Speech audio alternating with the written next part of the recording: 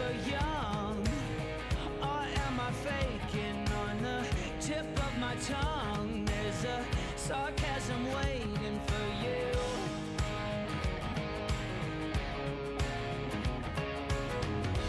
I'm willing to trade my soul for a bit of your charm. There's no way I fade into oblivion, 'cause I'll keep shining over you all.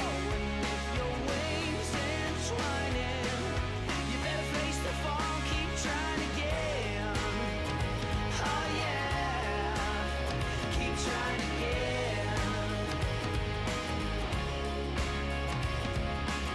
There's mud on the floor, disparate people trying to get through the door, although the room's already crowded. But I'll keep shining over you all. And if your wings entwining, you better face the fall, keep trying again. Oh yeah, keep trying again. Zeros, everybody's trying to be heroes, when all they have to say to be okay is I don't know. And keep trying again.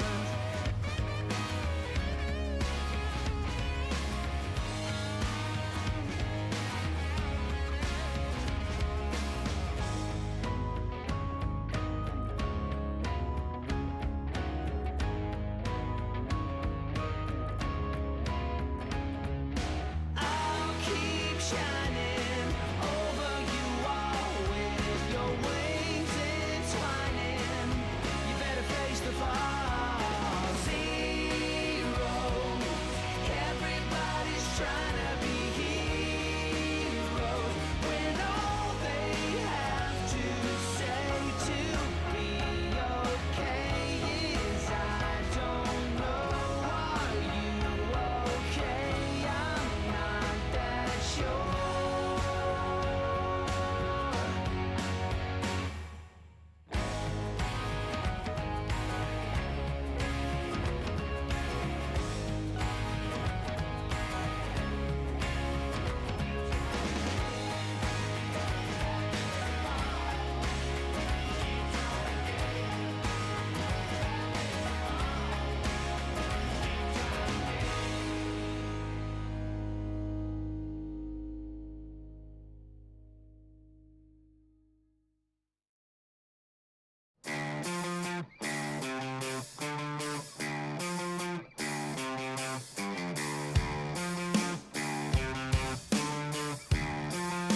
Good evening, ladies and gentlemen, and welcome here to the World Center of Racing as the Flatout Racing Network and Split Second Broadcasting bring you coverage of the UpperEdge Racing Baadteshop Superspeedway Series. Race 8 here this evening at Daytona International Speedway.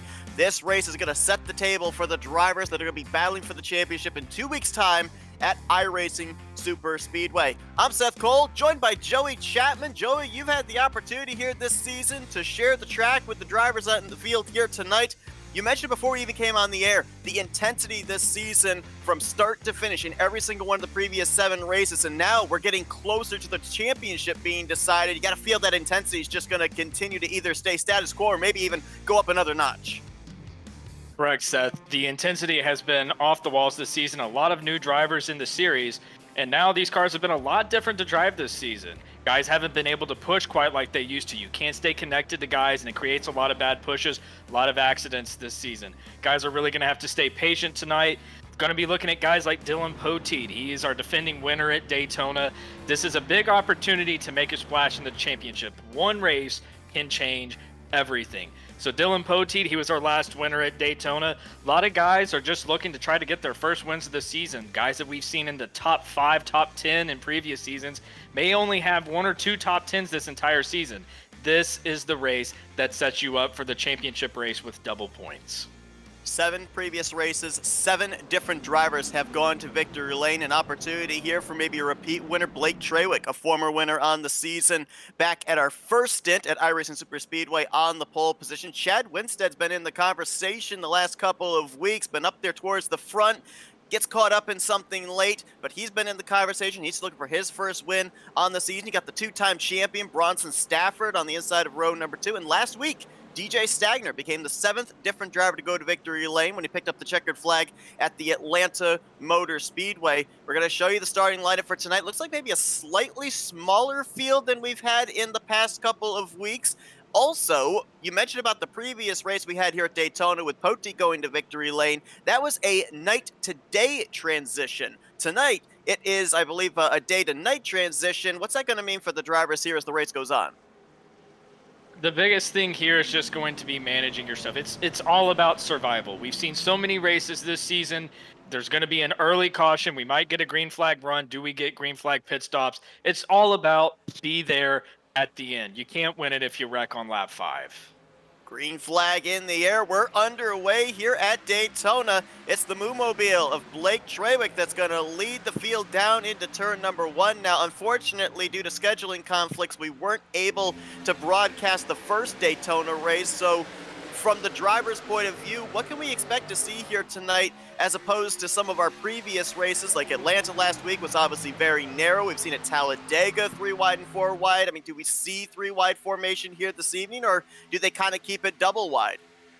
I expect this week's race to be a lot more like we saw at Atlanta last week. Atlanta is a track where it was very narrow. You weren't able to make a lot of moves. A lot of guys were having to make their moves off of turn 4, going on to the front straightaway where you get that little kick right before the start finish line.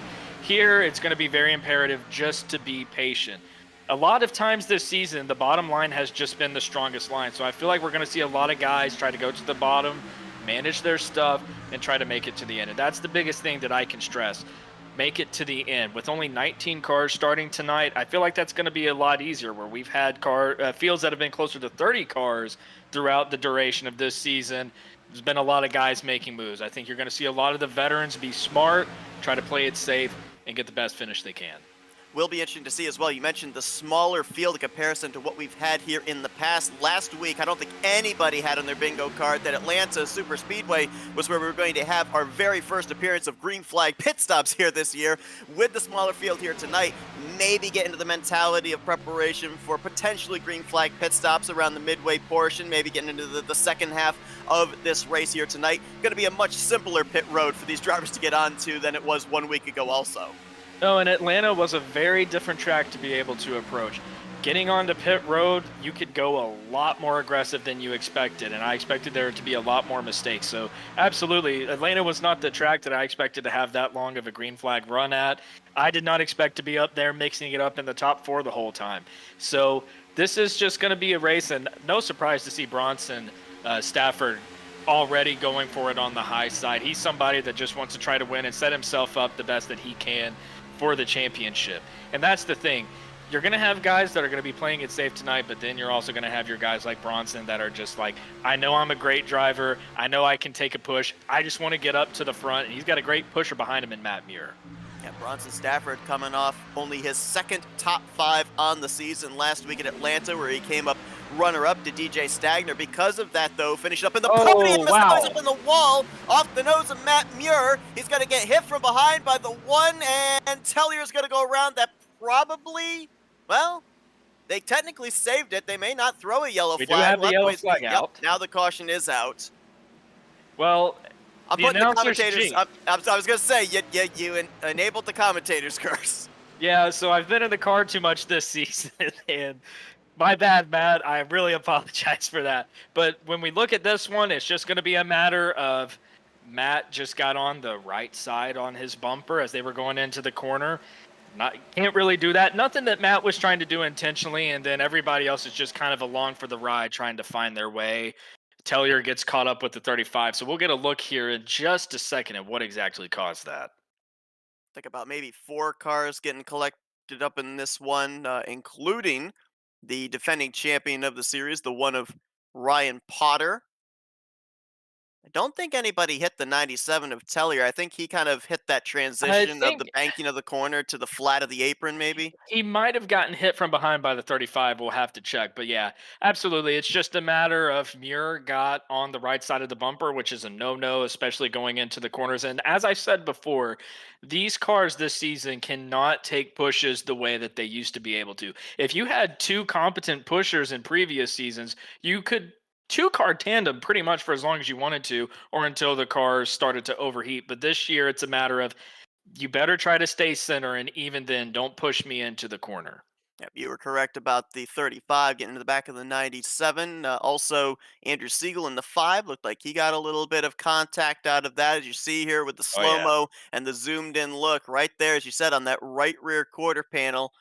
Stafford, very good that he was able to keep it up there into the outside wall. Most of the other stuff that occurred behind him was drivers trying to figure out where he was going to be by the time they got to him, kind of in reaction to the contact up ahead. Now, we saw there before we cut to these replays, there was damage on the left side, on the left rear, especially on that 61. They have the faster pair available, but in terms of the damage sustained right there, not a reason to panic for the moment for Bronson Stafford to have to take that faster pair early in the going and still be up there in the pack. No, I'm definitely going to say that. Well, really, it's just going to come down to what is the number that Bronson sees whenever he gets to pit road. I would be very surprised if he got something like a meatball out of that. So I'm going to bet that Stafford's just going to stay on pit road, try to get as much of this repaired the right way as he possibly can, which really just a surprising amount of damage to the rear of that car as well as the right side. He really got into the wall a lot harder than I suspected. It might just be a race now for Bronson that he's just going to have to try to get as much of it as repaired as he can on pit road, hang on to the field, and then later in the race, when the inevitable caution happens to set up that late race restart, that's when he's going to be able to go out there and use that fast repair. A couple of Trap House teammates look like they'll be, if not nose to tail, on the front row, depending on what they determine here with the upcoming Choose car. Yeah, not the Choose cone, the Choose car. Through the magic of iRacing, pulling some double duty here tonight is Joey Chapman. Not only are you up here commentating, but you're also going to be the Choose car out there. There it is. There's that Formula V car that's going to be out there. Drivers will swerve to left or right to determine which lane they want to be for the upcoming restart. Now, we've Yep. talked about this. You're not allowed to hit any of the cars out there. No, exactly. I'm not allowed to hit any of the cars, no matter if somebody has made me angry this season. So I have to go out here, and we're going to make a really hard turn here to be able to get set up. And we're going to have just a great POV here of everybody coming down. So if somebody hits the choose cone this week, it's an immediate disqualification. There is no reason that a driver should be hitting I was this. gonna say, there's no Hans device, there's no roll cage Nope. on that thing. You're in trouble if somebody hits you. I am thrilled for this. I've been waiting for this moment all season. This is why I wanted to be suspended. Well, here we go. Let's see what drivers elect here as the pace car is going to hit you. So the pace car gets an EOL. Looks like Pote to the bottom. Treywick will go to the top here. So they'll share the front row. Interesting, the leader taking that outside line here on the restart. Is there more momentum up there, or are they just going to try to maybe pull off the Joey Logano coined phrase, the okie dokie, on this restart? With the 31, we'll let the 56 in.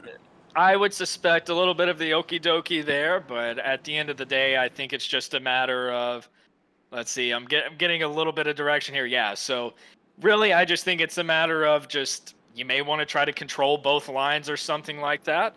So it's going to be really interesting to see what drivers choose here. I would say an early wreck like that, guys are going to want to take it safe. So Treywick is the leader of record right now. He'll be on the outside of the front row. Poteet in second on the inside. Chad Winstead, Ryan Potter, and Sebastian Miller are going to be the top 5 for the upcoming restart. Well, we got the opportunity here before these guys go green. Was going to mention before that first caution, this is the track, this is the venue, this is the event tonight that is going to set the table, let us know who is mathematically eligible for the championship in 2 weeks' time in the season finale at iRacing Superspeedway. Coming into tonight, 9 drivers were mathematically in the hunt for the points lead. Dylan Poteet, the points leader, coming in after his good run last week at Atlanta. 27 points over Connor Holden. Robert Kenny, who was the former points leader heading into Atlanta last week, is now third in points, 35 points out. Sebastian Miller has climbed up to fourth. He's 45 back. Blake Treywick, who's led all the laps so far, He is 5th in points, 59 points out. 74 points back is a tie for 6th between Sean Billman and the two-time winner, or two-time champion, I should say, Bronson Stafford. Shane Tyrion is 88 points back in 8th. And Benjamin White, who's had a tremendous last couple of starts, is 9th in points, 92 points out. Those drivers mathematically are in the hunt for the championship, but we've still got, what, 50 laps still to go here. Is Treywick, did he miss a shift or something there? Because somebody missed a shift for sure there. everybody scattered there through the tri-oval. I'm assuming that would have been Treywick. Everybody. Treywick just came over the radio and said that was the shifter. He might have had a few other choice words for it, but. Oh boy. It's going to lose him the race lead. Poteet's going to go to the point now with Chad Winstead behind him. Look at the outside line. That's going to be the 83, Sebastian Miller. He's going to pick up Cam Barnes, Robert Kenny as well. 3 on the top, 2 on the bottom. Now Kenny's going to switch from top to bottom, and only 2 cars will be on that outside line. They're going to start getting freight trained through 3 and 4. And that's the big thing here is when you have a shakeup on a restart like that.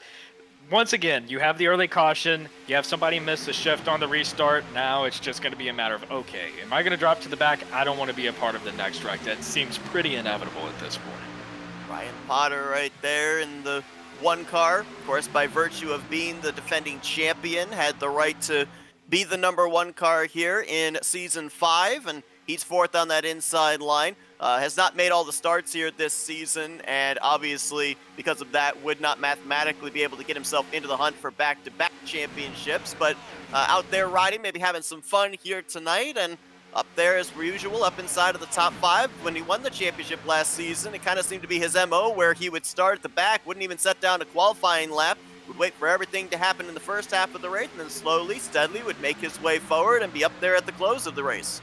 An awful aggressive driving between Potter and Treywick in the 56. Lots of side drafting. I think they might have made a little bit of contact going across the start-finish line. It's been very typical this season. We've seen in previous seasons where drivers are going to want to kind of lean off, take their time, let things happen, but that just hasn't been the case at all this season. No surprise to see Winstead also up here at the front pushing Poteet. Winstead has found himself up front most every race this season. He's been a really reliable guy to have you push. And then we also see Cam Barnes up there in the 7. He's also been up front for a lot of races this season. He was the one that made the big move going into turn 1 in Atlanta, just trying to go for the win. So a lot of guys know what's at stake here. We've talked about the unorthodox point system here, and there's a lot of drivers that are just outside of the championship hunt mathematically. With a good run tonight, they could get right back into it and be in the conversation in 2 weeks. I'm looking at guys like you just mentioned, Chad Winstead, Andrew Siegel, last year's Rookie of the Year, Mike Tellier, Cam Barnes, Matt Muir, Sam Dyer. These drivers all have a shot if they can finish at least up inside of the top 10 and even more so up inside of the top 5.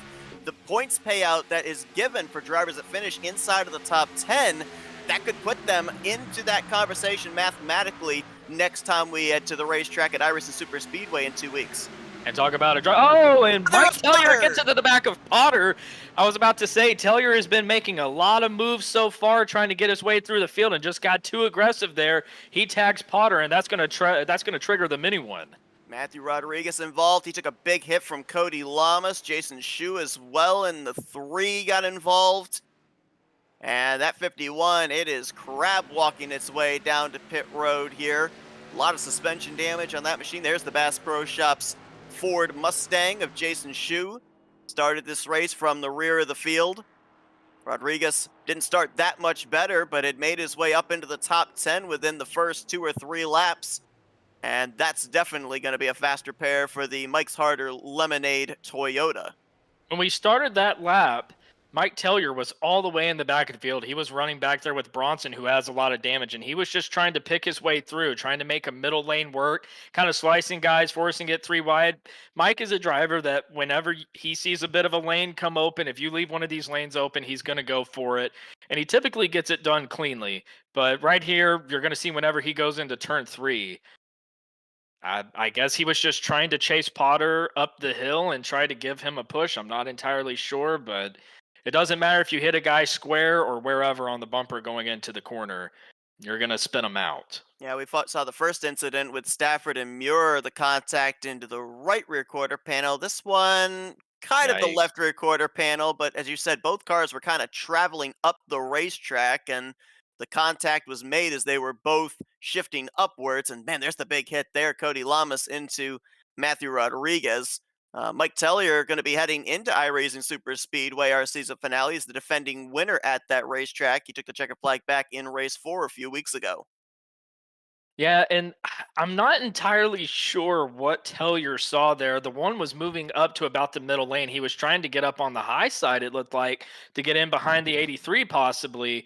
But Mike just followed him right up the hill and didn't lift at all and just got him loose. So there's nothing really that Potter could have done different there. But this is the wreck that's going to change everything in the race because I'm going to assume about 3 or 4 cars are going to have to use a fast repair here. You mentioned the 51 of Rodriguez. He's definitely going to have to use a fast repair with the way that he was crab walking. Wouldn't be surprised if Mike had to use one or Potter. But Bronson Stafford, who was just trying to run in the back and play it safe, wow, what a hit. Man. Cody really got into him there, and that's going to mess up the 51 snipe. But the 61 of Bronson Stafford, he got caught up in that as well. So he's probably going to have to use his fast repair here. And this is where you could see the field split in two. Guys could just go straight, just in a straight line. I mean, who knows? Oh wow, that you're right. That was actually a bigger hit than I originally thought for Bronson Stafford when Rodriguez came up into his path. So yeah, to your point, not even halfway through this race, and at least 3, maybe 4 drivers going to have to take on that mulligan, that fast repair, in preparation for the remainder of this race, which may not even be 57 in regulation laps. We've ended up having a couple of times last few races where we've gone into overtime, so may have to prepare for more than 57 laps here this evening. Robert Kenny's going to inherit the race lead here. Kenny, of course, ended up having back-to-back podium finishes in the Dega Duels a couple of weeks ago. That allowed him to be the points leader heading into Atlanta, but didn't have the best of luck there. Dropped 2 spots in the standings, comes into this race 3rd in overall points. He's still looking for his first victory on the season as well, trying to extend our different winners on the season to 8 here this evening. And here we go. I've got a straightaway view right now of the field. Obviously, Take 2. Pace car barreling right down on me. He goes through me, and now we'll see if everyone can do this the right way.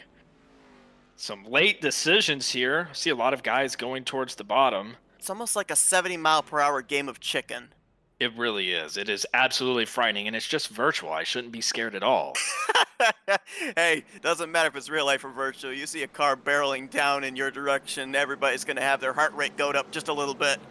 Exactly, and I'm very interested to see how the field is going to choose to run this race from here on out. We've seen 2 really early wrecks, and this last one just kind of a bit of aggression, just trying to move your way through the field and make your own destiny. But now we've had guys probably have to burn their fast repairs. We've had guys just, I don't know, I believe Bronson Stafford, I don't believe he's actually used his fast repair. Nope, so he's going to have to be right. safe here too. Yeah, he's definitely still got that front end damage now on the left front. Still sporting that damage on the left rear from the first caution of the night when he was battling for the race lead. Had that contact between him and Matt Muir. Those two are going to line up nose to tail here on this restart, 4th and 5th in that inside line. And to your point too, yeah, it will be interesting to see because our 2 cautions so far tonight have been bumps in the corners and maybe drag the brake a little bit more, breathe the throttle a little bit more when you're pulled up to somebody's back bumper. But we've talked about this all season long. It seems like with these cars, you get a big run and you got to take it somewhere. You got to keep the momentum going because if you lift, somebody behind you is going to capitalize. True in that sense, but also you got to understand what lap it is. We're coming to lap 15 out of 57. If you've been involved in both of these wrecks, and somebody like Bronson that hasn't been at fault in any of them, you're just along for the ride. So it's really going to be up to drivers now to just play it smart and understand you don't win the race here. We've still got a ways to go. Green flag back in the air. Robert Kenny chose the inside line for that restart and may have gotten too good a jump. Already a car length over Cam Barnes, who's side by side with Sebastian Miller for 2nd. Barnes is going to have DJ Stagner for his aid on the inside line. Miller's got Dylan Poteet, the last winner here at Daytona, up on that top side along with another Mustang of Chad Winstead in the 6. Pretty uniform going down the back straightaway. Bottom line still seems to be dominant, but right now the top line is going to hang around, especially with having about 5 cars in it. That's going to help keep it alive. That top line really needs cars this season to be able to stay up front with the leaders. Saw those big hits off of turn 4 for our previous caution. Matthew Rodriguez, suspension broken, was still able to crab walk it down to his pit stall, which means he didn't have to call a tow. Cody Lamas was not so lucky with having to call a tow to pit road. He has currently scored 4 laps down in the 19th position, so he's going to have to rely on this to maybe have a couple more cautions to get back into the conversation. Rodriguez, yes, he had to take on a faster pair, but at least he's still on the lead lap. One thing I'm already noticing from the drivers is a lot more space being given in the corners. 2 early on cautions, both of them caused by pushes in the corner, gone awry. Poteet right here is going to give a big shot to the 83 going into the corner, and then right there he can kind of drag off. He's going to have the 6 kind of bubble pushing him from behind, and then he's going to get the run up to the 83's bumper coming down the front straightaway, and he's actually going to be able to push him past Kenny to lead the lap. Problems there on the inside line. Cam Barnes in the Kelly Blue Book Chevrolet blinking in and out there. Does that cause a problem for the draft? If that car is not there, is it as if there is no car behind the 10, and so that inside line loses momentum with one less machine? In my experience, I don't necessarily see him. We see Cam Barnes dropping out of line here, kind of the right thing to do to ensure that he doesn't cause a wreck, so props to him for that.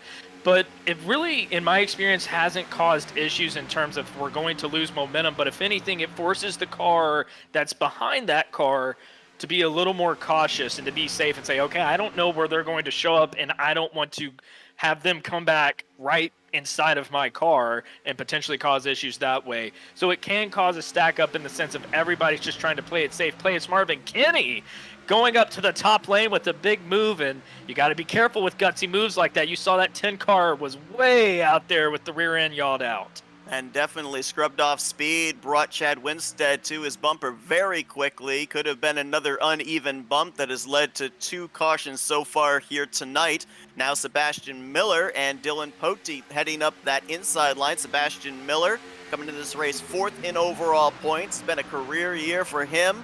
He is currently in the conversation for the championship. As a matter of fact, only 45 points back. If he were to take the checkered flag tonight, he could be heading into our season finale as the points leader.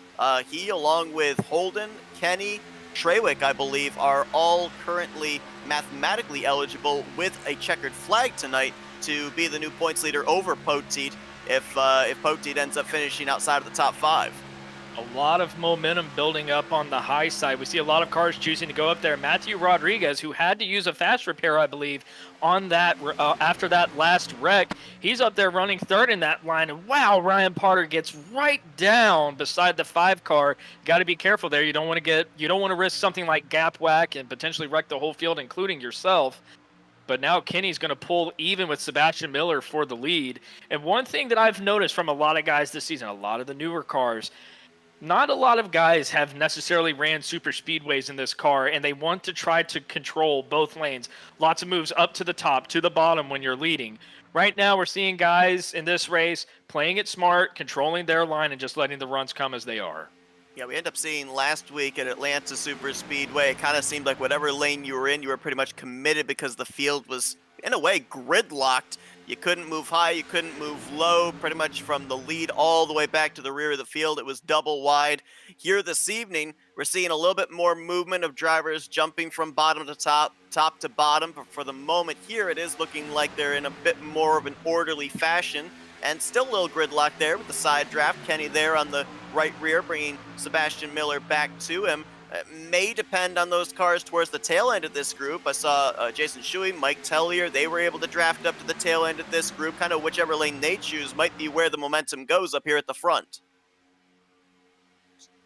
Still gridlocked. And once again, I'm very, very happy to see Poteet leaving a lot of room for Miller going into the corners, because if you back off going into the corner and then get right back on the throttle and you've got a car behind you, that's just going to give you a better run to get up to be able to give a big push to the leader. But you're going to have to be careful because eventually you're going to get as good of a run as you want, and you're probably going to make the guy in front of you squirrely when you get to his bumper. Now, Dylan Poteet and Sebastian Miller tied for most top fives on the season, 3 apiece in the previous 7 races. Matter of fact, Sebastian Miller sits second in top 10s, 5 Look of at them, this. only to Sean Billman's 6. Mike Tellier already being aggressive again, right there, kind of working it 3 wide. Now we're seeing a top lane come open with Ryan Potter, and then he's got the 56 of Blake Trawick right behind him. 43 kind of trying to commit to it, but can't fully get up to him, and I don't believe that line's going to work out right now. Defending champ and tonight's pole sitter trying a 2-car tandem in that 3rd lane, kind of maybe a go where they ain't mentality. We'll see if they're able to keep this push forward. Right now you've got Potter 3 wide with Matthew Rodriguez, and I believe that was DJ Stagner down there in the bottom. That was around the 5th or 6th position. Now you can see here off of turn 4, they're losing momentum. They just don't have the numbers up on the longer way around the racetrack. Definitely a numbers game right now. The first 2 lanes relatively even with the amount of cars that they have in them, and right now Potter is going to leave the 56 of Trawick hanging. He's going to drop down in front of Stafford, get behind Tellier, and if there's somebody that I would be fine. Oh, and Stafford just kind of pushes Potter out of the way and says, I want to try to get up behind my teammate. I don't want you in front of me. And we see Potter aggressive side drafts there. Yeah, oh, wow. I can tell you this. Boy. I can tell you this. Stafford just came over the radio, and he is not happy with the one of Potter. So I think we both know that that was a warning shot right there. I would love to come over race control right now and say, gentlemen, lap 23, we have 57 laps. Just take it easy. You're not going to win it yet. Short tracks aren't the only place you can have short tempers. It happens just as much at over 200 miles per hour at a super speedway, and we're seeing it here. Lap 23, and already some hurt feelings, and we may see that story continue to play out as this race goes on. At the front, though, we talk about numbers. All of a sudden, Sebastian Miller and Dylan Poteet look around. There comes Chad Winstead down to the bottom. They were, for the moment, though, the only 2 cars on the inside line. They had about 4 or 5 cars in that middle line against them. And now we're going to see 4 team cars on the top between Sky Motorsports and Hula Monkey getting connected up there. Stafford not really able to get up to the bottom of to the bumper of the 97, but now we see Matt Rod is kind of jumping out of line. Perhaps he's overheating and can't continue to push and just needs to get a little bit of air to his bumper. That's been a big issue this season as well, is you get up behind a guy, you're not really pushing them, but then you look down at your gauge, it's a lap and a half later, and you see them just flashing red. I actually blew an engine, I believe at Talladega, doing that. I was just having fun pushing Bronson, trying to get some air to my bumper, and next thing I knew, smoke was pouring out of the back of it. Yeah, I think it was our second Talladega race, race number 5, where we were told that there was going to be some weather conditions. Drivers weren't going to be able to stay tucked up nearly as long because of the overheating possibilities. And with it here tonight, we saw Matthew Rodriguez backing out. Is it the nighttime conditions that are kind of leading to that? Obviously, a little bit more grip in the racetrack, a little bit more speed. That's what's causing these drivers to overheat, or is it just the setup itself?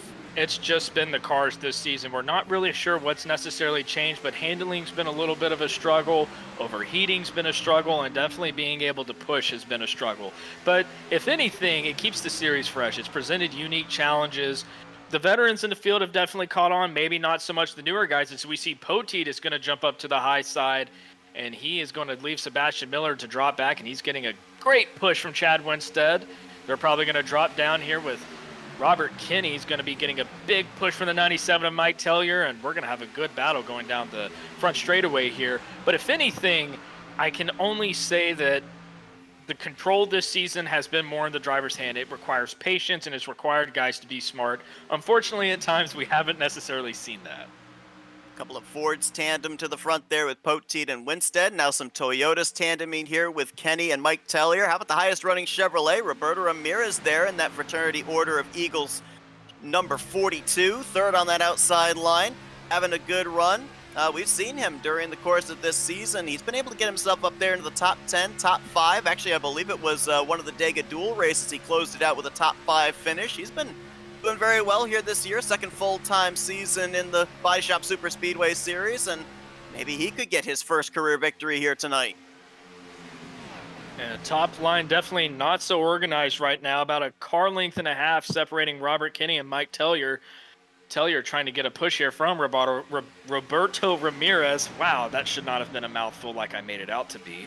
And that's going to allow Kinney to drop back to fourth here. But we see another charge coming from the high side. We've got about 6 cars linked up. Ryan Potter's up there. Looked like maybe it was Matthew Rodriguez also up there in the 51, trying to get something to work there on that top line. Bronson Stafford also up there in the 61 machine. And then you've got other drivers that are just kind of riding towards the back there. I noticed DJ Stagner kind of threw out the parachute about 5-6 laps ago, dropped to the tail end of this group. He's not pulled up to the back bumper of anybody, just kind of lying in wait, preserving, looking for 2 wins in a row. And I'm not so sure of what's happening here, but Tellier has been struggling mightily to get up to the bumper of the 10. I'm not sure if Ramirez isn't giving him the pushes that he'd like. I definitely see some damage to the bumper, so perhaps Ramirez is a little bit worried about what kind of pushes he's going to give to Tellier there. But now we see he's finally closed the gap. But there was about a lap and a half there where it was a car length to a car length and a half between the leaders on the high side. Yeah, in terms of the drafting at these racetracks, where does the responsibility really lie in terms of moving that line forward? Is it the second car in line, or is it the third, fourth car in line? Well, it really falls on everyone. For the leader, it's important if you are leading a line, don't mirror drive. Try to hold a straight wheel, hold one line, because that's going to make it easier for the car behind you to be able to give you a square push and to give you as big of a push as he possibly can without having to guess, okay, I think he's going to go left here or something. So we'll take a look right here from Tellier as we go in through turns 1 and 2. He's kind of leaning back here. This is exactly what he's supposed to do. He's leaning back. The high side's going to get a big bunch of momentum here. And he's going to deliver a big push to Kinney down the back straightaway, and that's what's going to allow them to be able to take the lead going into turn 3. That's exactly how the second place car in a line is supposed to be able to approach it. As for the cars, say, for example, the 42 and the 51 and third and fourth, you kind of just want to bubble the cars in front of you. You don't want to push them. You don't want to create a stack up in your line, because that's a lot of times where a stack up will come from with guys being way too aggressive. And Mike Tellier, he's reporting that his car has gotten way too hot here, and we saw that was just after about a lap and a half of pushing. So he's going to go up to the high side here. Roberto is going to get under him and be able to take over the pushing duties for Robert Kinney. He's going to stall out that outside line for a moment until they can all get formed back up. Dylan Poteet out in front. He ended up picking up his first win in the season. The last time we were here at the Daytona International Speedway, led a race-high 26 of the 68 laps, and Dylan Poteet was in the championship hunt last year, was a multi-time winner, looking to head into iRacing Superspeedway as a multi-time winner once again, maybe going for the Daytona sweep. Right behind him, though, Chad Winstead. We mentioned that he's one of those drivers, half-dozen drivers just outside of the top 9 that with a victory here tonight, he would be right up there mathematically in the hunt for the championship in 2 weeks at iRacing Superspeedway. Sebastian Miller right there as well, same deal for him. A lot of drivers hungry, right? For the moment, they're willing to push that 31 the inside line, but we have to remind everybody that here in this series, you see right there, DJ Stagner. I don't think this is necessarily to make a move. Maybe it is. I don't know if I would go to the grass to make a move. That was a bit peculiar there. That was awfully low. I was going to bring, I guess he's kind of showcasing, giving me a little bit of a precursor to my point. That double yellow line is a guideline in Super Speedway series that you cannot go down there and advance your position. Not in this series. We've seen it at iRacing Superspeedway. We didn't see it as much at Atlanta, except maybe on the D-shaped front straightaway. Talladega, we've seen it. It is not considered out of bounds. You can go down there to advance your position, but maybe as much as we did at Talladega, we probably won't see that come into play until we get much, much later into this race, maybe not even until the final lap. Well, if there's anyone that I know is willing to be able to use that double yellow line rule, is Matthew Rodriguez. Yes. When he sees that run coming on the final lap, the brain shuts off and the instinct takes over. Whether it's good instinct or bad instinct, I'll let him tell us that. We've seen Bronson Stafford, specifically at iRacing Superspeedway, has been a huge advocate of using that apron on the back and front straightaway as well. May see him do that when we go to iRacing Superspeedway. And Rod's going to go ahead and try to take it 3 wide here. That or he might be overheating. I'm not entirely sure.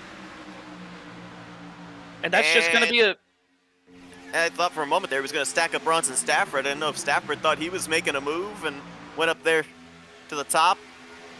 And that's the thing when you're leading a line like Robert Kinney right here, especially the top line that's really fighting to try to stay relevant with the bottom line. As I said before earlier in the broadcast, the bottom line has been very dominant this season with the changes to the car. We're not entirely sure why, but the bottom line has just been better.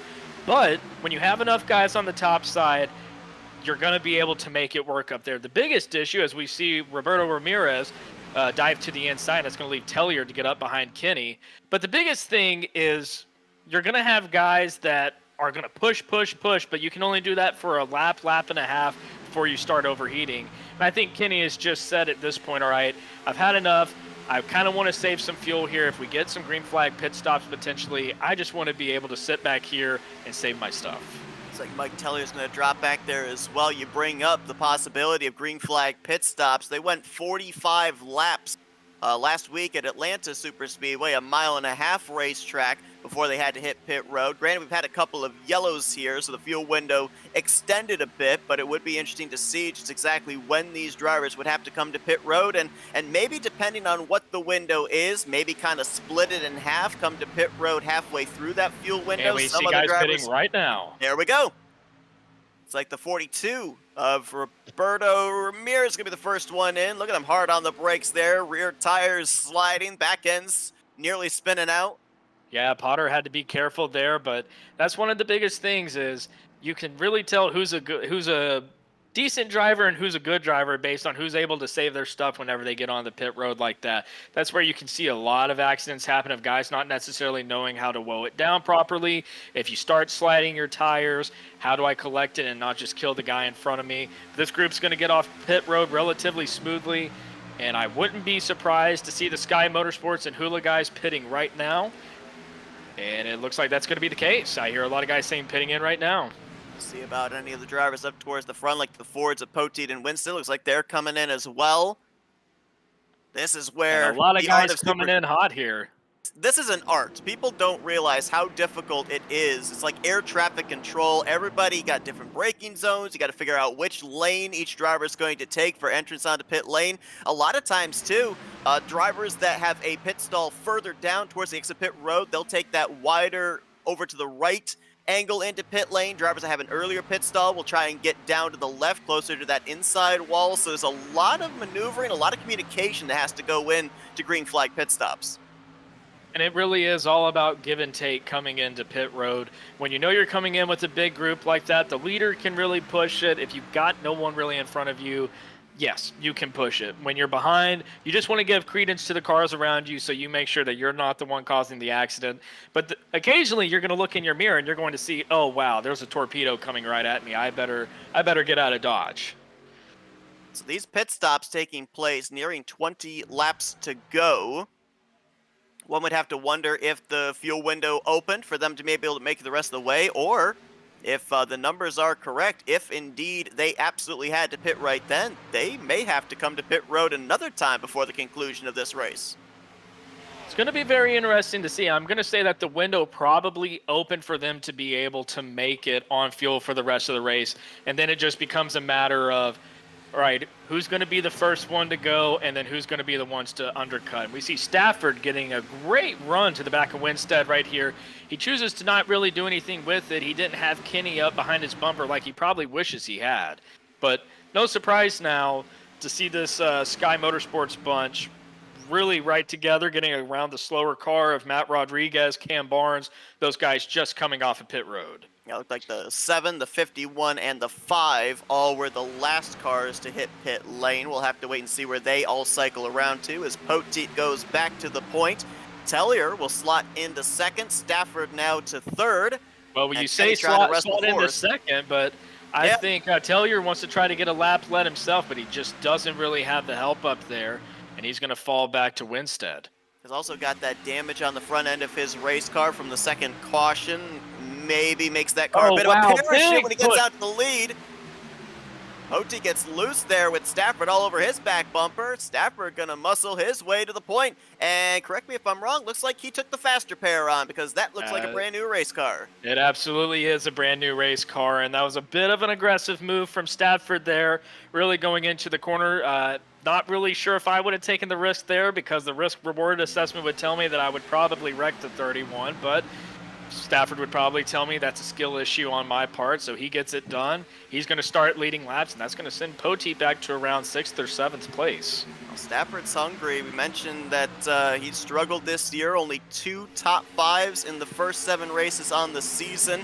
He's not gone to victory lane. His last victory was back midway portion of the season, in season 4, back in June of 2023. So it's been a winless streak for him, a 2-time champion. He wants to get back into the conversation for a 3rd championship title here in this series. Now he's going to have to contend with a pretty well-formed outside line there heading into 3. Matt Muir leading that line. That was about a split second in time from Matt Muir. If he would have waited any longer to be able to make that move to the high side, he absolutely would have gotten wrecked. Also, great awareness by Winstead right there to realize, okay, he's jumping up. If I don't let off the throttle, I'm going to wreck him, myself, and probably the rest of the field. And Matt Muir, one of our 7 previous winners on the season, won the season opener at Talladega Superspeedway. His finishes as of late have not been all that good, so right now, despite the checkered flag, he would not be in the championship hunt, but again, is in that category of drivers with a decent run tonight or another victory would be right back into that picture. Man, look at how loose he is right there. I don't even think that was a bump from the 6. That you talked about the handling issues with this new car that drivers have dealt with this season. That seemed to be the case right there. Straight line down the back straightaway, and the back end of that car was fishtailing. Well, taking a look at a replay myself here, it definitely looks like Winstead just got a big run going into the back of Matt Muir there. And he was square right in the middle, exactly as you'd want it to be. Perhaps he maybe could have let off the throttle just a little bit to be able to get not as aggressive of a run on him. But thank God everybody was able to hang on to it there, because when a wreck starts up there, I can tell you it would probably have been in the double digits of guys that would have been involved. Look at DJ Stagner. Oh, I thought he was going to try and shoot the gap there between Sam Dyer and Mike Tellier. Thought better of it, backed out, and slots back in behind the powder blue 35, but drivers here, as we're starting to approach 10 laps to go, where you can kind of sense it. You can feel the intensity picking up. Drivers, the wheels turning in their heads, preemptively figuring out moves that they can make here, as they know that we're getting down to the nitty-gritty. It's go time. Gridlocked right now, 2 by 2. Matt Muir leading the way. Bronson Stafford in 2nd, Chad Winstead in 3rd, Robert Kinney 4th. And then from there, it's going to change about every inch of the racetrack about who's running where. And that's the thing right now. It's all a momentum game. The high line is going to get the run out of turn 2. They're going to pull ahead. It's going to be up to the 2nd place car on the bottom line to be able to give a push to the leader. They'll probably pull even on the front straightaway. When you have a field that's gridlocked like this, everybody kind of you have the same momentum on top and bottom, same number of cars. There's nothing you can really do. Right now, it's all about good pushes versus bad pushes.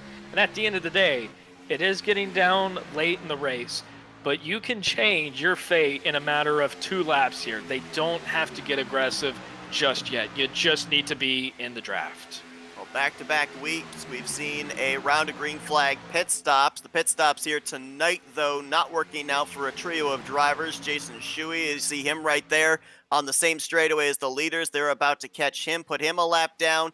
Andrew Siegel was one of the 3 last drivers to come onto pit road. He has since lost the draft along with the defending champion, Ryan Potter. I want to go back to that point you were talking about these drivers getting gridlocked in the closing stages. I mean, we know that as we get towards the end of this race, drivers are going to try and maybe get that little bit extra out of their race cars. How often does that lead to that 2nd car in line? We see Kenny behind Stafford. We see Winstead behind Muir to maybe keep the bumpers locked up just a little bit longer. Maybe try and make the shove a little bit harder to get that momentum going. How much frustration comes into play when you're gridlocked like this? Well, if there's one thing I do whenever I'm in the position of the 2nd place car in line, especially getting late in the race, you're absolutely right. I just want to find a way. How can I be as aggressive with my pushes as possible? But it's been so tough to do that this season with the overheating issue.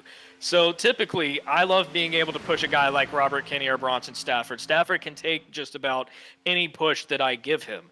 But the problem is I can do that for about a lap and a half, and then next thing I know, I'm either having to drop out of line, or if we have a little more space, I'm trying to just get some air to my nose, and if anything, that's just going to negate everything that I'm doing.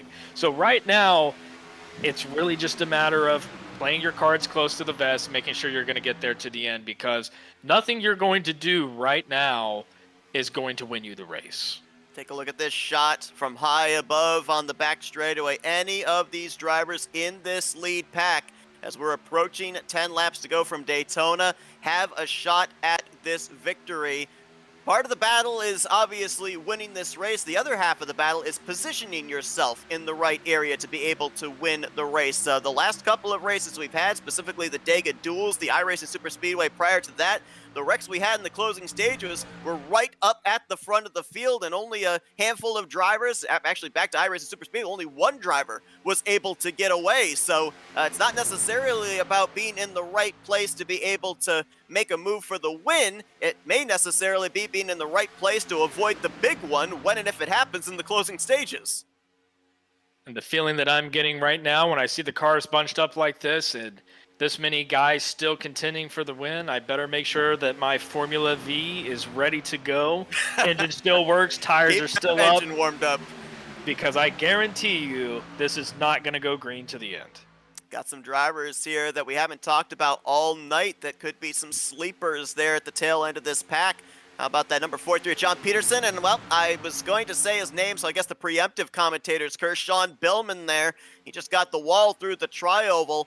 Both of those drivers have been very quiet here this evening, but they execute on the green flag pit stop. They're up here in this lead pack, have a shot at this thing if it all breaks loose in front of them, but that contact for Sean Billman looks like he's going to lose momentum. Maybe DJ Stagner falling back here to pick up a teammate, try and get him back up here into this lead group. I can also tell that those guys might also be sensing something is coming. We see a third lane trying to develop on the high side. Cam Barnes having some blinking issues again, but he's going to show right back up, blinking some more. Now he's gone, and he's falling back, so now that's just pretty much going to leave Peterson all to himself up there. Matt Muir has a decent little lead, pulling back to Winstead here. Stafford and Kinney just playing it safe on the bottom. And here's the great thing. Team control at the very front of the field. Stafford and Muir, they're not going to try to race each other too hard. It's all about what the guys behind them are getting. Now, Bronson has direct communication with Robert Kinney.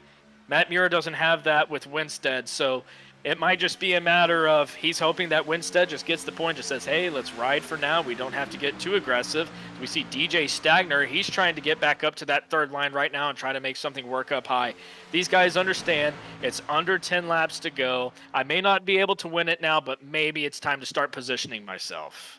Yeah, a little bit of control up there at the front. You've got Matt Muir and Bronson Stafford out of Sky Motorsports. You got the Hula Monkey Motorsports car of Robert Kenny, an alliance team with Sky Motorsports there on the inside of row number 2. And then right behind them, Sam Dyer, a single car team, but runs a lot with the Hula Monkey and Sky Motorsports cars, so maybe another alliance car to be able to help out here is, how about that top side? John Peterson, he's found a new drafting partner. That's DJ Stagner, and they're making it work with a two-car tandem. Look at the ground they're making up on the back straightaway. I don't love this, but they're making it work. It works until it doesn't. Daytona's very narrow. Guys are going to be throwing side drafts. Stafford, this is going to allow the bottom to get the momentum. Stafford has about a car length lead now. Sebastian Miller moved up to that third lane as well. Here you see the middle and outside lines draw back to Stafford through the straightaway. Kenny trying to hold the bottom. Little contact there between the 72 and the 43. You just can sense it here as they cross the line for 7 laps to go. The momentum is absolutely picking up. Only 3 cars on the high side, but that's really just dragging that middle line back. Stafford doesn't really have much help from Robert Kinney, but he is able right now to maintain the lead. But Winstead is going to give a big push to Muir down the back straightaway, trying to stay straight on him so he doesn't spin him out. Winstead's maybe been one of the best pushers on the night. We saw him helping Dylan Poteet to get to the lead earlier on in this race. Now helping Matt Muir stay even with Bronson Stafford in the closing stages of this one. Dead even between the two. Again, maybe a little edge to the Matt Muir machine here at the line. John Peterson looks like that third lane is fizzled out a bit. He and Stagner, they're kind of stalled out there around 3 wide for the 5th position. Maybe they can get going again, but the 64 can only maybe keep himself locked up to that back bumper for a limited period of time before he starts to see that water temperature spike. And look who's already trying to get back into the mix. Sean Billman has already worked his way back up to the pack. When these guys got 3 wide, especially with Matt Rodriguez being a little bit off the pack, that allows him to be able to pull up. This is slowing the pack down when they're running like this. So he was able to get right back up there. So not as detrimental as he thought, perhaps, whenever he hit the wall. But now it's just going to be a matter, what lane do I go with? And quite honestly, if I'm Billman, the bottom is gridlocked. The top is gridlocked, or pardon me, the middle is gridlocked. I'm probably just going to go to the high side here and say, screw it. I'm going to try to make that lane go as fast as I can. 3 by 3 by 3, and they're not wrecking.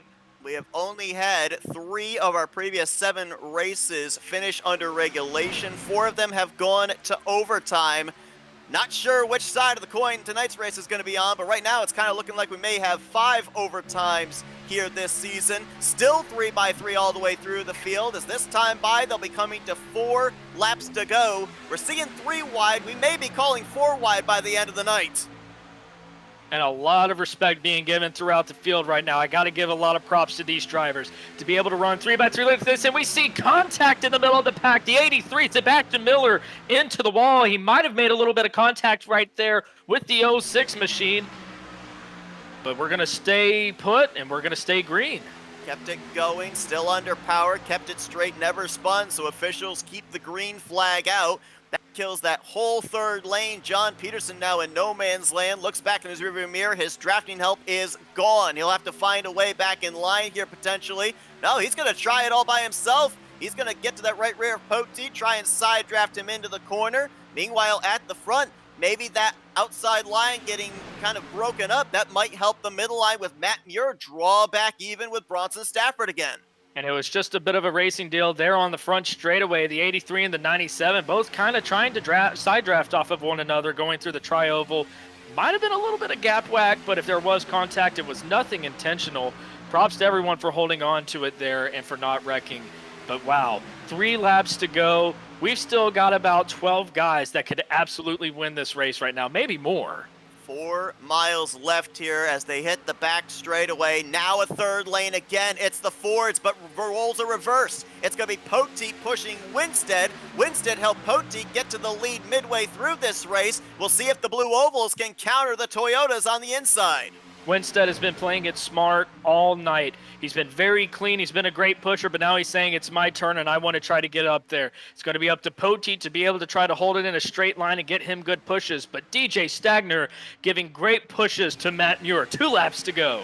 DJ Stagner trying to win at a 3rd different racetrack in his career. He had a Talladega win last year. He won last week at Atlanta Superspeedway. He's yet to win at Daytona. He's now the drafting help for the 72. The Fords are lined up on the top with, looks like Blake Trewick and Cam Barnes joining the 6 and the 31. 6 got the wall there. You can see the smoke off the right rear. Doesn't look like it killed his momentum though. And now Tellier slots in behind the 72. He's going to work with his teammate. Meanwhile, Stafford continues to just hold that double yellow line, hoping everything happens behind him. Bronson Stafford just absolutely playing it safe here. He has undying help from the 10 right behind him as we take the white flag. These guys have held on to it. We're going to finish this race in regulation, and we're about to be 3 by 3 once again for the lead. About 12 cars took the white. How many will be left when we come back around for the checkered flag? Still 3 wide. Tellier shooting the middle. Roberto Ramirez, his help. Up top, it's Matt Muir with DJ Stagner. On the bottom, still the 61 of Stafford with Robert Kenny. Muir looks like he's getting the momentum down the back straightaway. He might be clear going into 3. Not necessarily clear. DJ Stagner's going to get into the wall. We see contact. The 97 can't hang on to it. It's going to be a 4-car battle for the lead. The 35 pushing the 10. What's he going to do here? Robert Kenny, does he go to the top or to the apron? He looks up top. It's going to be Stafford throwing the block, and Bronson Hit it. Stafford is going to hang on. The champ goes back to victory lane. First time here in Season 5. Bronson Stafford is going to win the Derbies. We do not have the meets 150 at Daytona. Wow, what an absolutely phenomenal run to the finish there. I cannot believe that these guys ran that long, 3x3. We saw a few issues with guys getting into the wall. Everybody held on to it. My God, what a finish. Bronson Stafford, how about it? The never give up attitude. 2 cautions here tonight, and Stafford was in both of them, but was able to fight his way up to the front, especially after the faster pair on the cycle green flag pit stops. And once he got to the race lead, he had challenges to the outside, but he never came off that double yellow line, and that was his ticket to getting back to the checkered flag. 8th different driver to go to victory lane here this season. And really just a matter of going for it on the last lap that caused that final yellow. The 97 of Mike Tellier, the back end of that car was all beat up. The 42 tried to get in behind him, gave him a great push going into the corner, and you really got a feel for Matt Muir there. He was absolutely a victim of gap whack, and perhaps if the 97 hadn't doored the 10 right before he wrecked, perhaps Kenny could have had a better run, but a great job by the 35 to give him a push to try to give him a shot to win the race. Maybe if Kenny had waited just a second longer to be able to pull out and side draft to 61, he could have got it.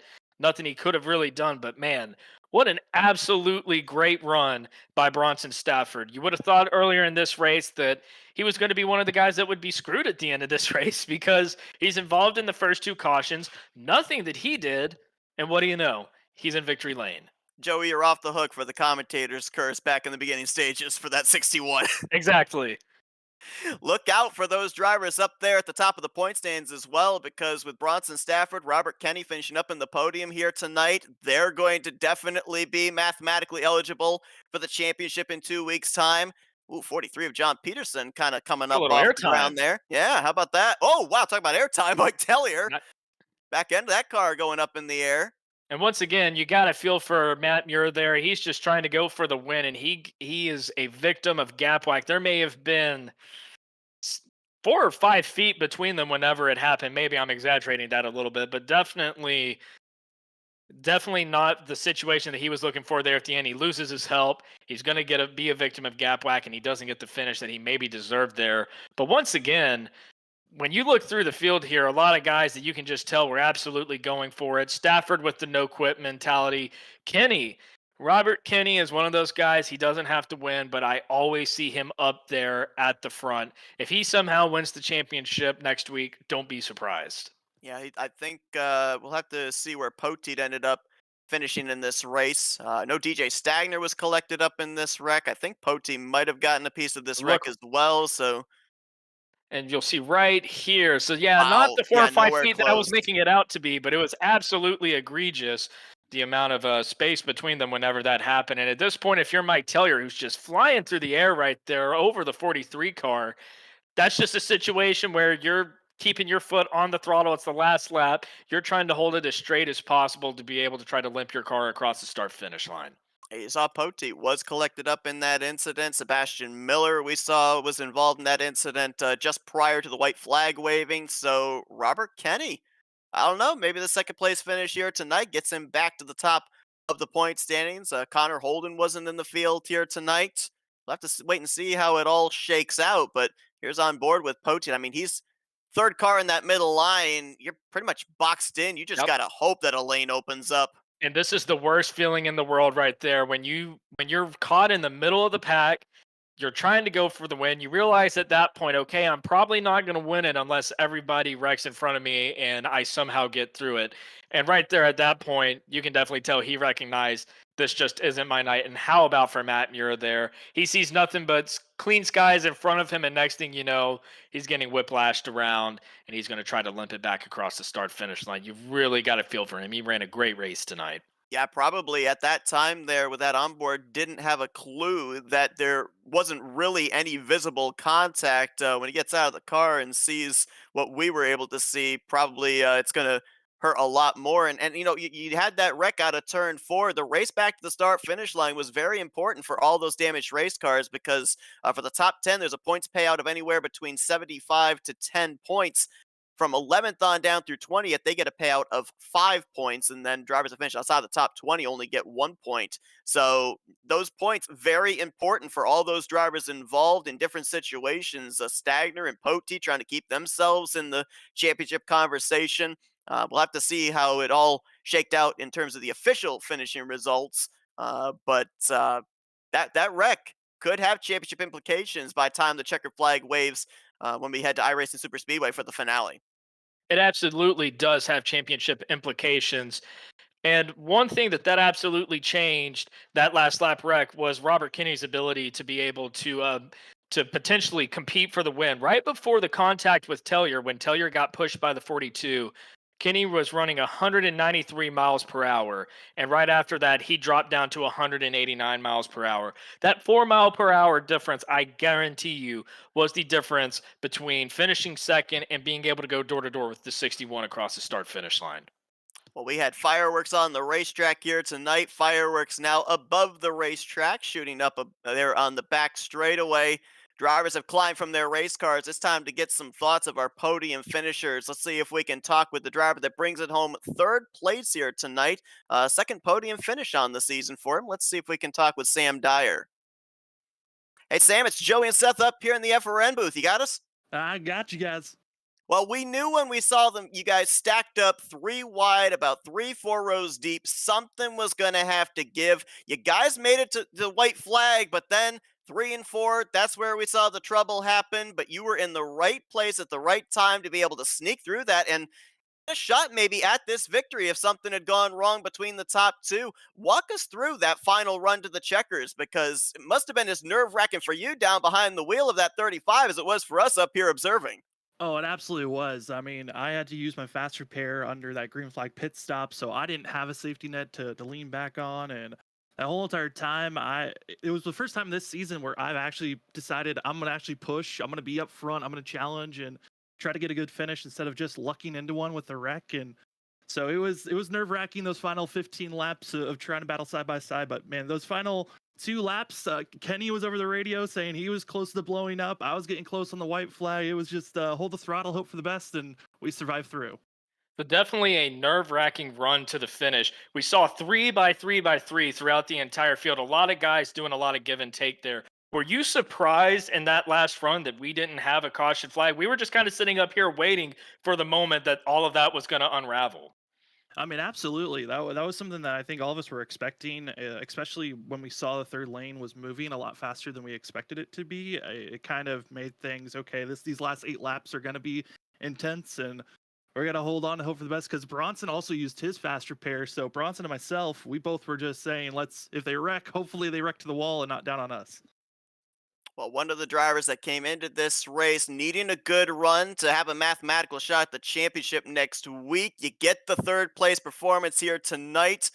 Got through that final wreck, brought it home in one piece. Congratulations on the job well done here tonight, Sam. It'll be interesting to see how the points shake out heading into our finale at iRacing Superspeedway. But before we let you go, we'll give the opportunity to thank some sponsors, do some shout-outs. Yeah, I want to say thank you to all the drivers on Sky Motorsports and Hula Monkeys as we were working together here tonight. Great job on the team as a whole. I want to say thanks to my mom and dad on the side of the car, and thanks guys for broadcasting, and to all the admins that helped out throughout this season. I know it's been a long one, but we're happy that we're almost through it all, and can't wait for next week. Sam Dyer, your third place finisher here tonight at the World Center of Racing. Once again, congratulations and best of luck in that upcoming finale. Thanks. Good luck, guys. Let's see if we can now get a hold of the driver that brings it home in second place. Potentially could be the new points leader heading into the finale at iRacing Superspeedway. See if we can dial up Robert Kenny. Hey, Robert, it's Joey and Seth up here in the FRM booth. You got us? Yeah, I got you. I'll tell you what, this 10 car has been very consistent here down the home stretch. Had those back-to-back podium finishes at Talladega. A little bit of a bump in the road last week at Atlanta, but you bring it back again here tonight. Second place at the World Center of Racing Daytona.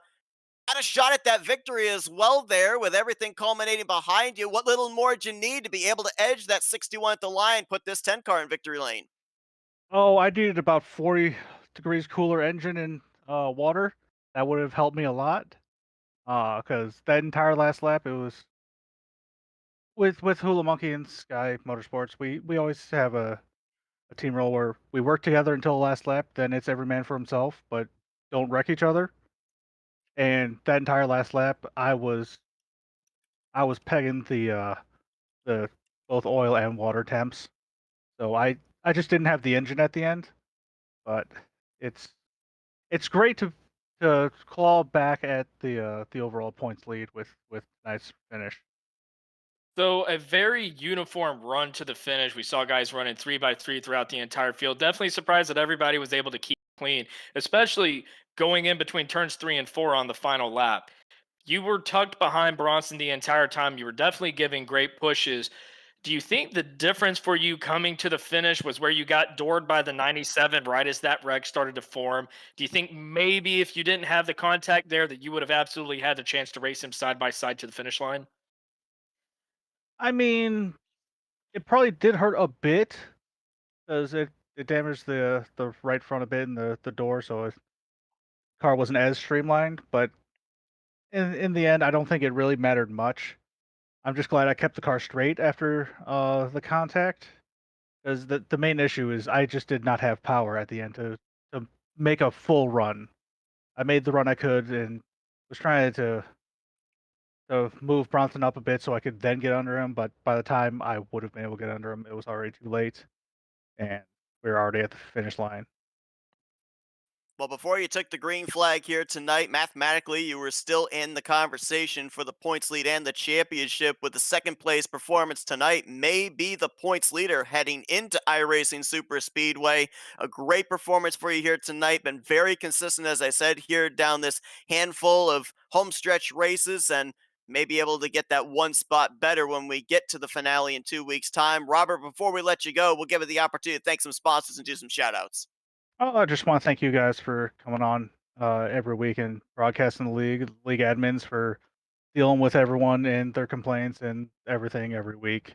Obviously, teammates for helping me out. I was almost short on fuel because I stayed out that last caution, and then we went green to the end.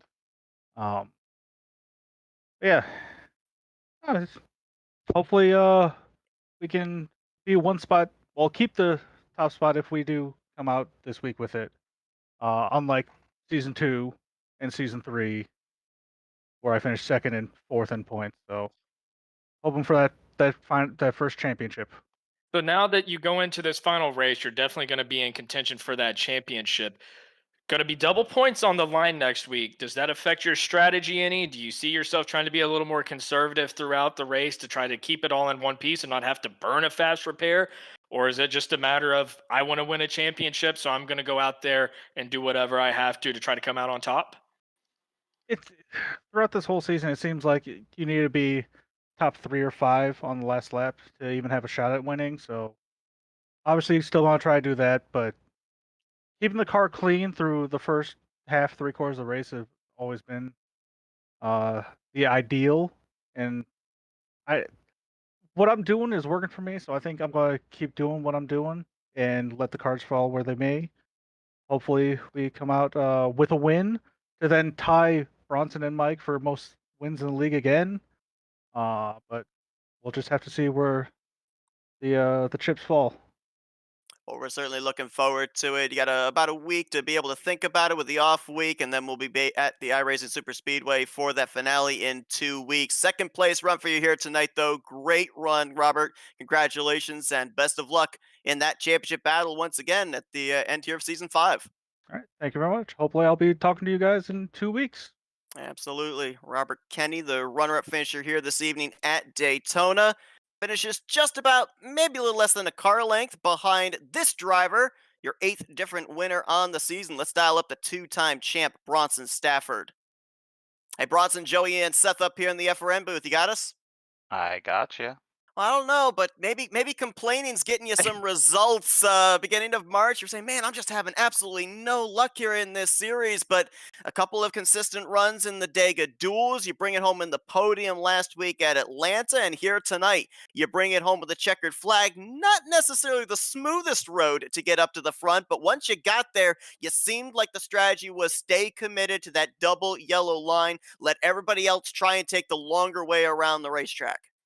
Yeah, we pretty much left pit road. And it worked out. We had really good pit stops. We were able to get the lead pretty much right off the bat, and then we actually organized it as soon as we were able to get Mir to the middle line. We're like, just keep pinching on me so they can't go three middle, make them go to the wall if they're gonna do it. And we kind of pulled a colleague strategy, and at one point had all three of us, one, two, three across the track with me, Mike, and Mir. So just kind of, can't pass us if we're all the lanes.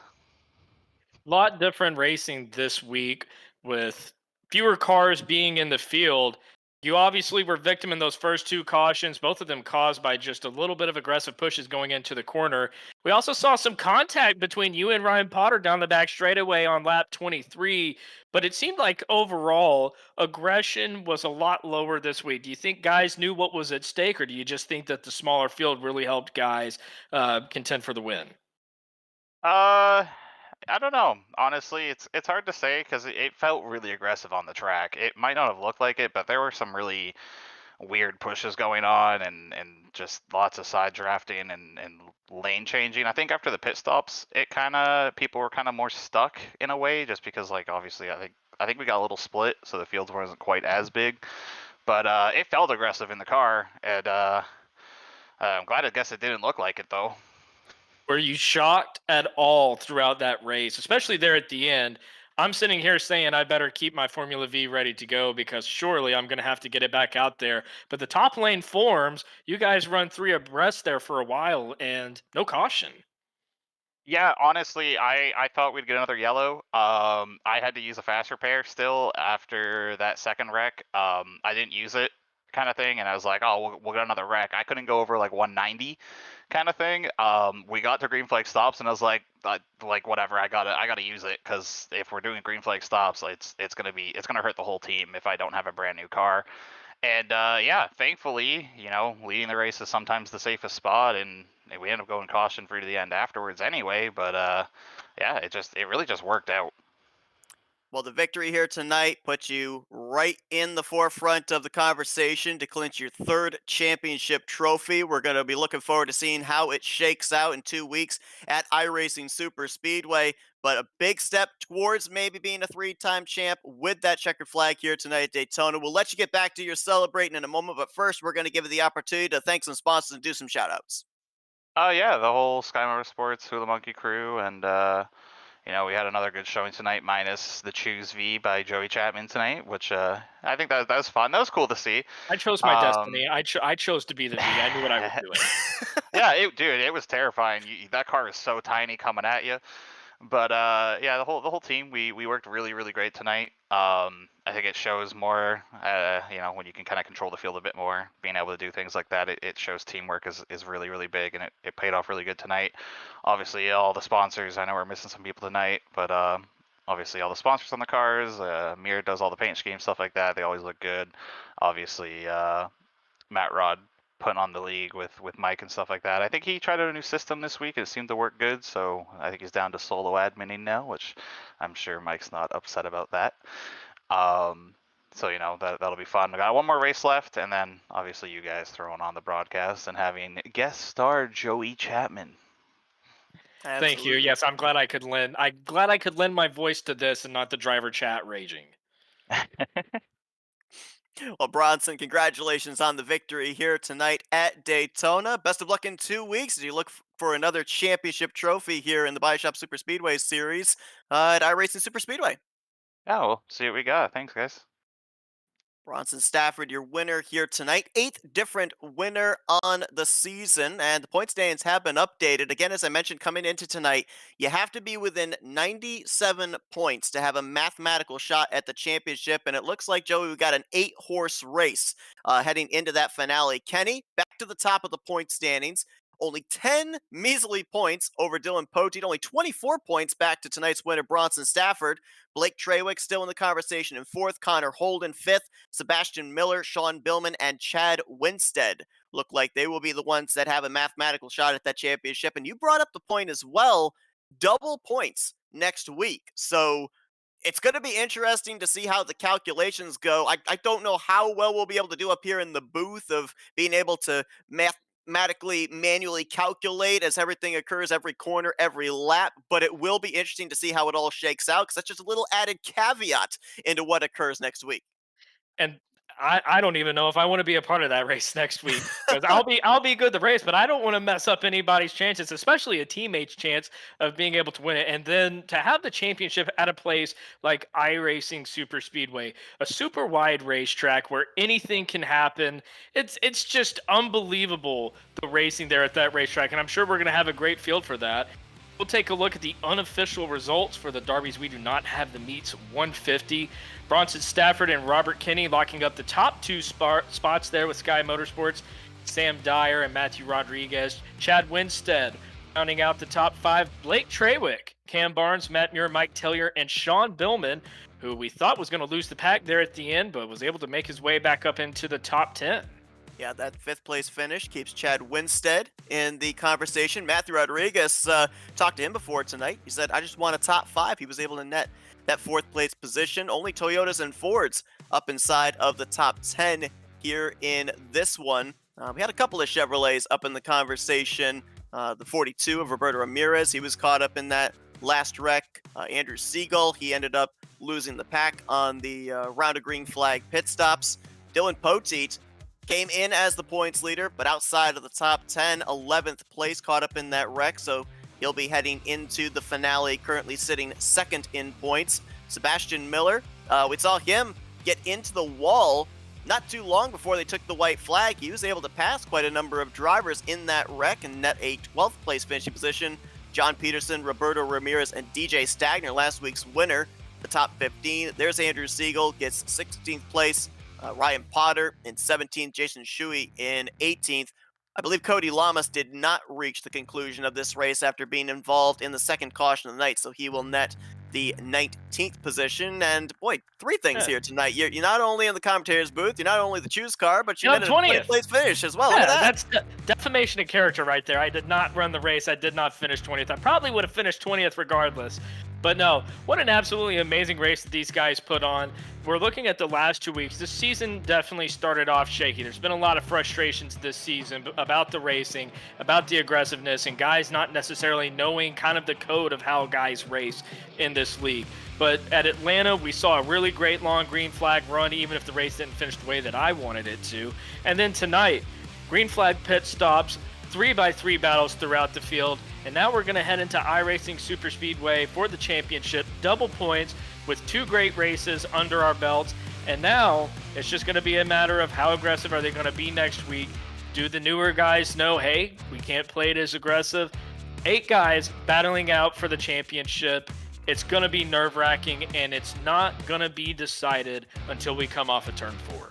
Will we have our 9th different winner on the season? Only time will tell. Again, off week next week, it will be April 5th. The finale will take place at iRacing Superspeedway, 3rd and final time this season that we head to the 3-mile high banked Superspeedway Championship, hanging in the balance. Bronson Stafford is your winner here tonight at Daytona. He takes home the Derbies. We do not have the meets 150. Thank you all for tuning into our coverage here tonight on the Flatout Racing Network on the YouTube side, Split Second Broadcasting on the Twitch side. A big thank you to our producer, Jeff Johnson. Thank Joey Chapman for joining me up here in the booth. And I'm Seth Cole. We'll see you guys in 2 weeks as we finish off the season here, Season 5 of the UpperEdge Racing Baadteshop Super Speedway Series. Until then, have a great night, everybody. We'll see you for the finale.